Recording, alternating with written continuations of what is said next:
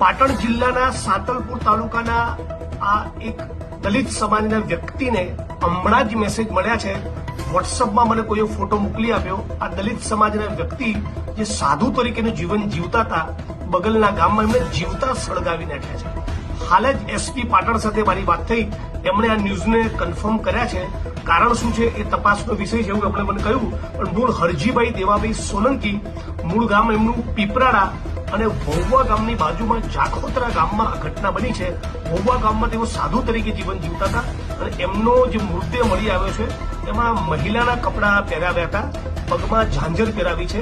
એટલે બહુ રહસ્યમય સંજોગોમાં આ દલિત સમાજના 61 વર્ષના વડીલનું ખૂન કરવામાં આવ્યું છે. હું પાટણ અને સમગ્ર ગુજરાતના દલિત સમાજના લોકોને અપીલ કરું છું. હમણાં 2-3 દિવસ હું આઉટ ઓફ ગુજરાત છું, પણ બધા જ લોકો આ મુદ્દે એક આંદોલનનો રસ્તો અખ્તિયાર કરે. જ્યાં સુધી તમામ આરોપીની ધરપકડ ન થાય ત્યાં સુધી આ મુદ્દે આપણે લડવું જોઈએ, સંઘર્ષ કરવો જોઈએ. અમરેલીની ઘટના હમણાં તાજી જ બની છે. એના પછી વિરમગામમાં એક ઘટના બની. સુરેન્દ્રનગરમાં દલિત સમાજના એક વ્યક્તિ ઉપર હુમલો થયો અને આ 61 વર્ષના 18 વર્ષના દલિત સમાજના વ્યક્તિને જીવતા સળગાવી દેવામાં આવે. આ તમે દ્રશ્ય જોઈ શકો છો.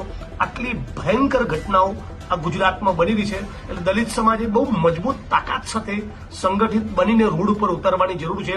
આ ભારતીય જનતા પાર્ટીના શાસનમાં દલિતોનું અપમાન કરવું, દલિતોનો સામાયિક બહિષ્કાર કરવો, એમને પોલીસ રક્ષણમાં જીવવું પડે, ભયમાં જીવવું પડે, એમના મર્ડર થઈ જાય અને જીવતા સળગાવી નાખવા સુધીની ઘટના બને, એક માણસને જીવતો ભૂંજી દેવામાં આવે, આ કેટલી ભયંકર ઘટના છે. અને પછી આ ઘટના પર ઢાંક પીછોડો કરવા માટે મહિલાના કપડાં પહેરાવી, એમના પગમાં ઝાંઝર પહેરાવીને આ લાશને રજડતી મૂકી.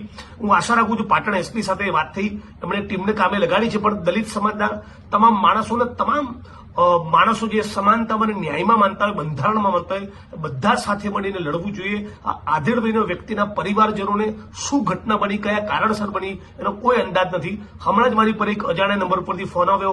એમણે મને ઘટનાની વાત કરી અને હાલ પાટણ એસપી સાથે વાત કરી છે.